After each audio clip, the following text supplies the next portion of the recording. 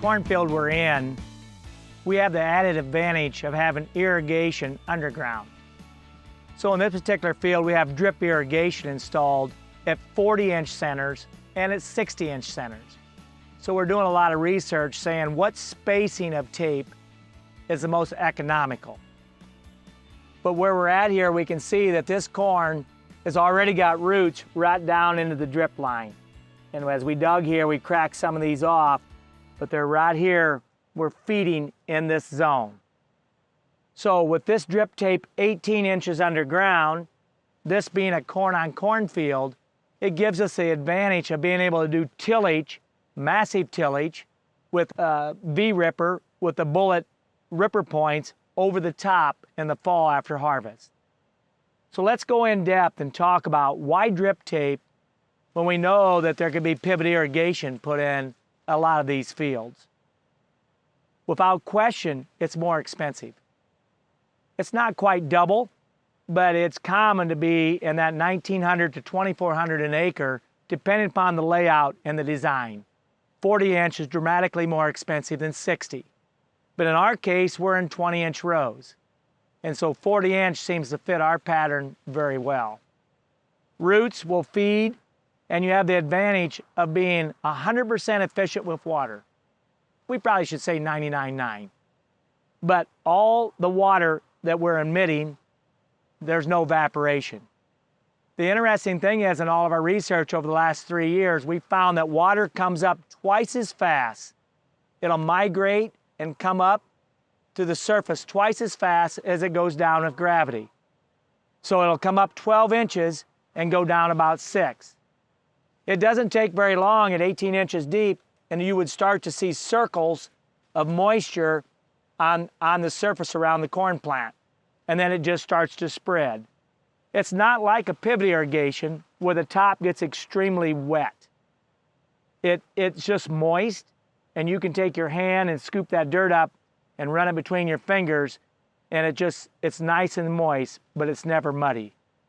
So it has a lot of advantages of being to feed this crop in what we call spoon feeding. So we've started this particular drip system, and you can see that the emitters are starting to emit water. In this case, this tape, they're every 24 inches apart, it has an emitter. And so over time, it's very common we would give it 3/10 to a 1/2 inch of water in one application. We can feed in, and we'll go up to the drip station and show you in detail. We're able to put nitrogen, sulfur, P and K, and all the micronutrients right into the water system. So this root here is very, very happy keeping this plant running at top efficiency. I started doing and thinking of drip tape back in 2012. It was a once-in-a-generational drought for me. Extremely tough conditions. And so we had 250 bushel corn ground yielding 60 to 70 bushel. To the south of us here, I had 1,200 acres of corn that only had 2.3 inches of water from planting to harvest. So you can quickly perceive without irrigation, we were in serious trouble. The frustrating thing for me was it really started to take effect about June 15th.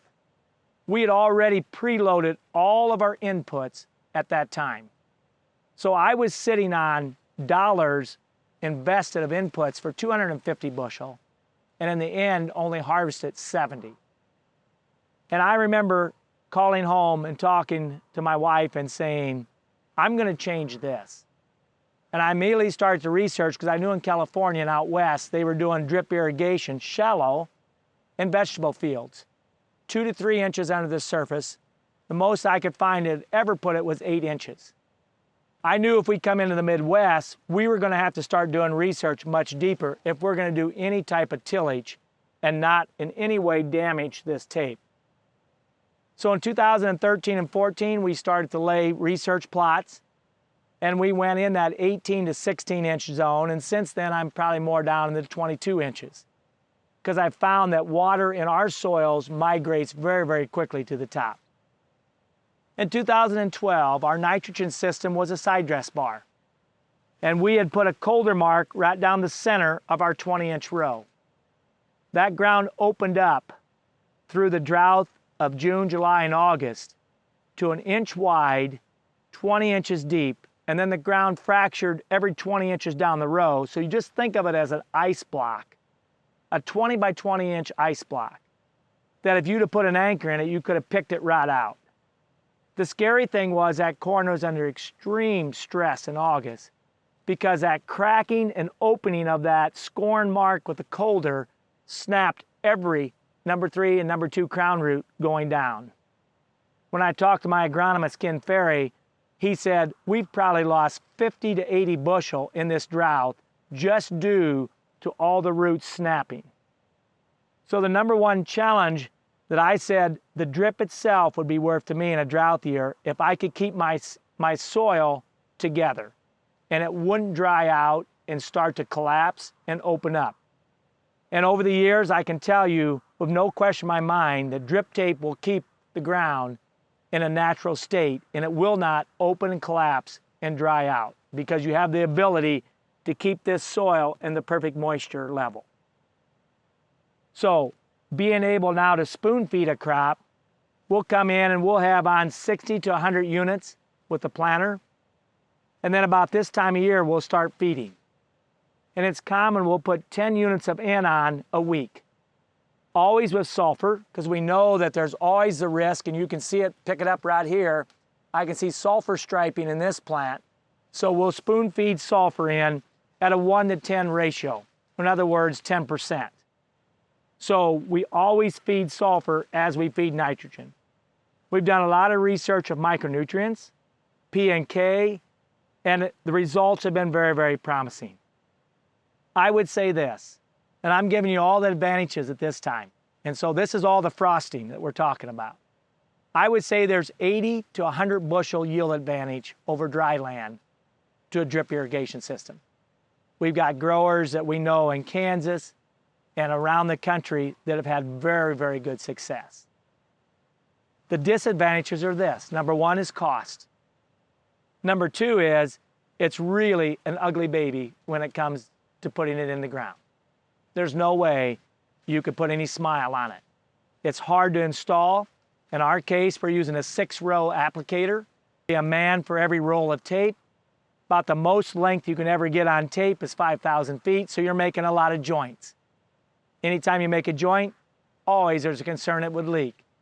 But at the same time, over the 3 years, we've done pretty well with installation and leaks. So when you come into a field, first and above all, it must be designed correctly.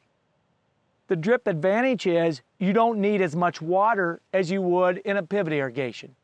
So when you think about a pivot, you got that 1/4-mile arm going around, it takes a massive amount of water. Probably 700 minimum gallons per minute, up to 1,300. We've got wells that'll pump 1,600 gallons a minute.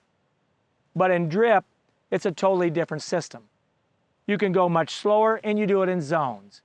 So if you told me you're limited on water and you believe that you can't get 1,000 gallons a minute, but you could possibly get 350 to 400 gallons a minute, then drip becomes in your sweet spot because you can do it in zones and you can do it over time. And so as we talk about watering, it's common that we would water in 8 to 10 hours. We could put 3/10 of an inch on the whole field. And when I say whole field, I'm talking about the irregular shape into the corner. And it doesn't matter if the field's long and narrow or square. Drip fits any situation. Up over grades, tape itself comes with pressure compensating emitters. In other words, these emitters would have a little check valve, and so you can take quite a bit of grade. I've talked to a grower at a farm show. He had 60-foot hill valleys in his northwest Iowa field, and this tape was running an equal amount due to the pressure compensating design in the emitter itself. So grades are not a problem. It comes down to understanding, though, it needs to be engineered correctly. The next thing you would do, you'd come in and lay all your mains and sub-mains. Usually we would lay 18 inches deeper than this tube. We would have a trench here, and we would lay, example would be this 3-inch PVC, another 18 inches below this, and then we just use a riser that would come out of the PVC submain and rot into the tape itself. And so there's a lot of time that goes into installation. Round numbers, I would say an 80-acre field would take every bit a week of a team of 5 to 6 guys to get installed.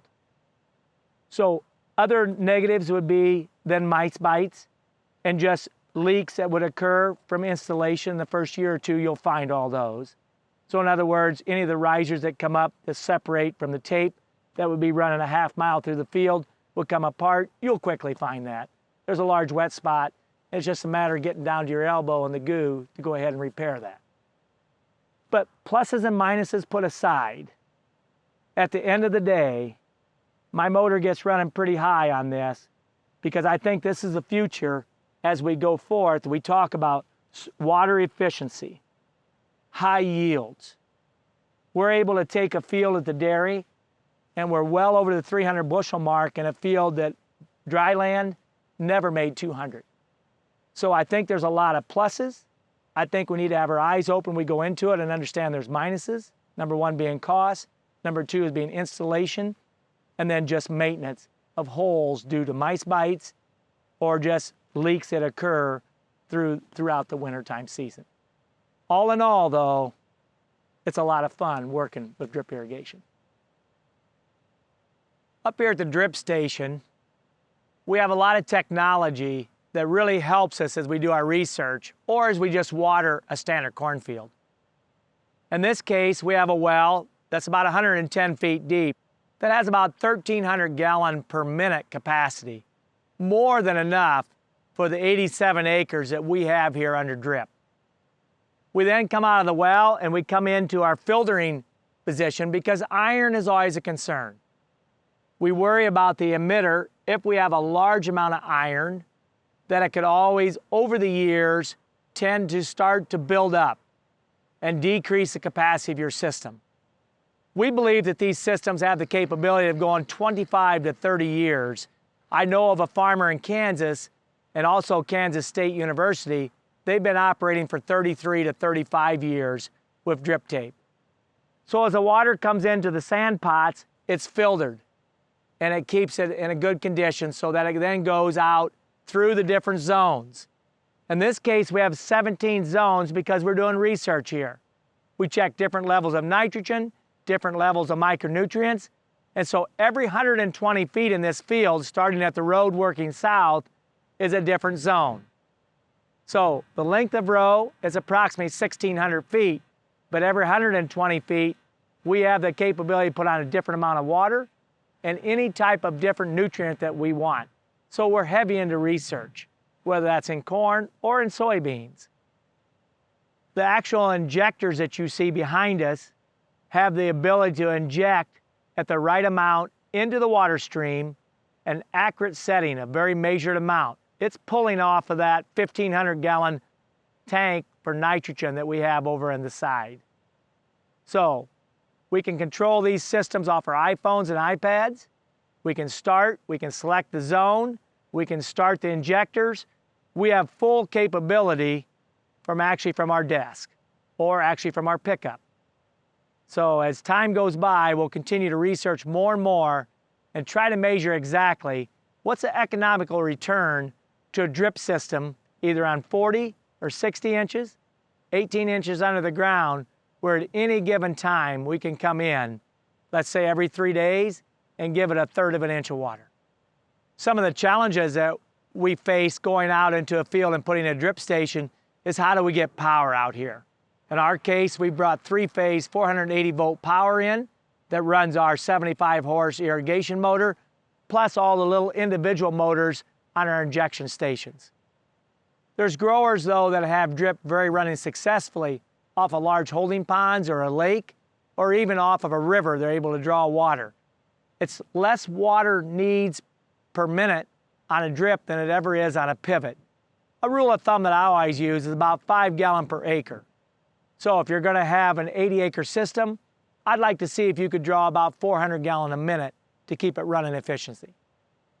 We talked about the filtering and the sand pots. Depending upon your iron count and the size of your system would be how many pots you would need in a row. They have the ability to sense pressure on the end filter as the water comes out and they automatically discharge and recycle and rinse. In our case, our discharge goes right down a 6-inch tile and right on down through the tiling system.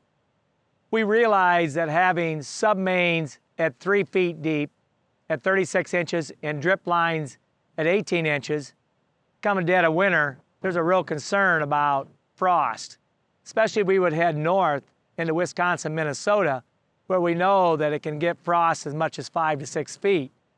So in our case, we just rent a heavy commercial air compressor, and after harvest, we open up our flush lines and we blow the whole system out. We drain all the system you see here behind me, and we flush every line, every 40-inch line running through the 80 acres, including the sub-mains, with air.